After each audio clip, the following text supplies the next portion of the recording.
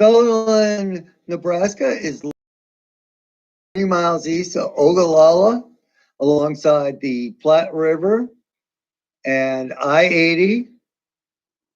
The town is approximately 1,000 people. It's a medium to small town, but it has the normal services, several gas stations, including a small truck stop along the interstate. There are at least several bars and cafes in the town, post office, local park, and restaurants, repairs, and at least one bank. Also, along US 30, there's what's known as Railroad Park that comes with grills, a pavilion, porta potties, radio of the Union Pacific Railroad with a bridge that goes over it, which makes it great for shooting videos and photography of the Union Pacific. There's also an RV park that's in the northwest part of the town, and they seem to allow overnight camping rates, and definitely for RVs, tents you might have to ask them directly.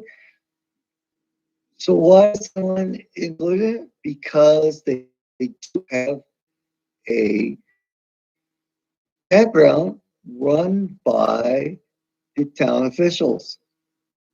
Not where you think it is. Look in the central part of the town.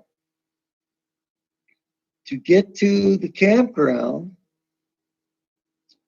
you have to go 1 mile south of the actual town to the Oregon Trail golf course and campground, which is why I think this one tends to get missed by a lot of people, because it's not in the town and it says golf course first. The campground is basically tear-shaped, which is a field with trees along the edges, with RV spots along the sides, and at the south end, along the Sutherland Reservoir, there is a nice big area for tenting. The main RV spots are pretty much a grass field. It's kind of a little bit scattered shot, and the spaces are pretty close. There are fire circles here, and as I said before, tent camping is definitely allowed, and there is a separate area for that. There are flush toilets up at the clubhouse for the golf course, so that's also where you register and pay your fees. The tents are $10. If you park yourself on one of the RV spots, that's going to be roughly $25. These current prices are current as of late 2020. I think the RV prices will stay the same. The tent spots might go up a little bit in price. There are no showers. And if you're camping by the lake, I think you're going to get some mosquitoes too. There are some really nice trees that kind of surround the outside of the teardrop. And there is definitely some trees in along the lake where you would be tenting.